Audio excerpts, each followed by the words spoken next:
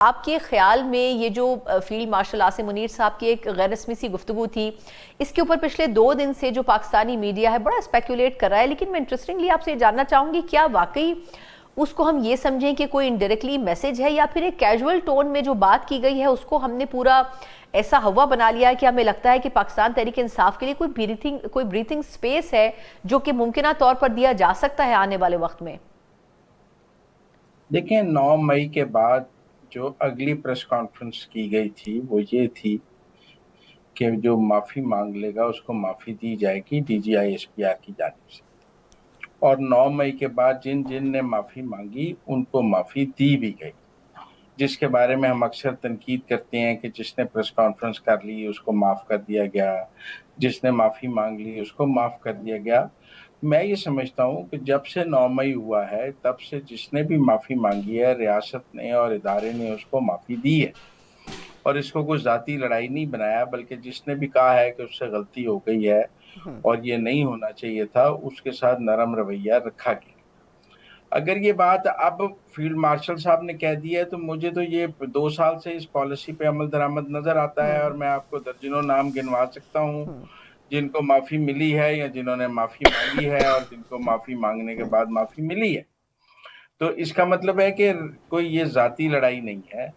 کوئی وکٹمائزیشن نہیں ہے۔ وہ سمجھتے ہیں کہ ان کے گھروں پر حملہ ہوا ہے،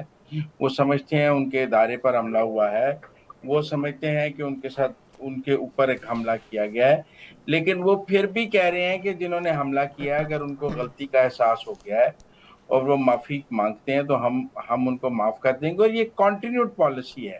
آج سے تو شروع نہیں ہوئی کہ میں آپ کو کہوں کہ جی اس سے پہلے تو کسی کو ملی نہیں ہے، لہذا آج چونکہ فیلڈ مارشل نے کہہ دیا لہذا آج سے معافی کا راستہ کھل گیا ہے۔ ایسا تو نہیں ہے، آپ کو نہیں پتا کتنوں کو معافی مل چکی ہے۔ تو لہذا میرے خیال میں کہ ہم یا تو پچھلے سارے منظرنامے کو مائنس کر کے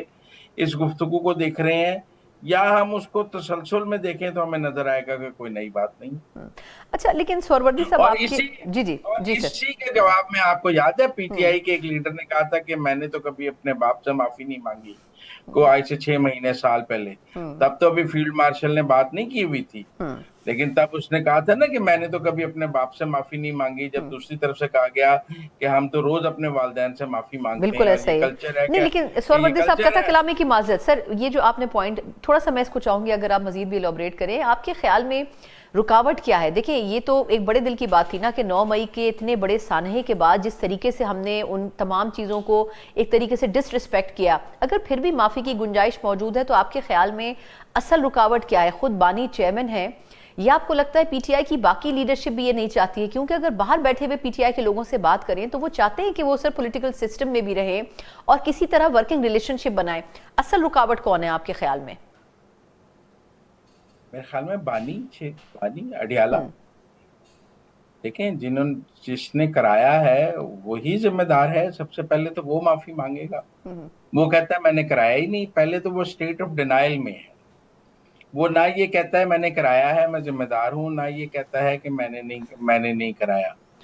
مطلب نہ وہ ذمہ داری لیتا ہے نہ ڈینائل کرتا ہے۔ وہ تو کھیل رہا ہے نا کہ جوڈیشل کمیشن بنا لیں، یہ کر لیں، بھی ان کے گھر کو آگ لگی کور کمانڈر، وہ کیا جوڈیشل کمیشن بنا لیں؟ آپ کے لیڈر باہر کھڑے تھے، کو جی ایچ کیو کے گیٹ کو توڑا گیا، وہ کیا جوڈیشل کمیشن بنائے؟ کچھ فیصلہ آباد میں آئی ایس آئی کے دفتر پہ حملہ ہوا، وہ اس کا کیا جوڈیشل کمیشن بنائے؟ یہ تو ایسی ہے جیسے کسی کے گھر کو آگ لگی ہو اور جس نے آگ لگائی ہو وہ کہ اچھا چلو پھر جوڈیشل کمیشن بنا لیں۔ میرے خیال میں وہ تو آگے کسی کے زخموں پہ نمک چھڑکنے والی بات ہے نا، کوئی ریئل بات تو نہیں ہے۔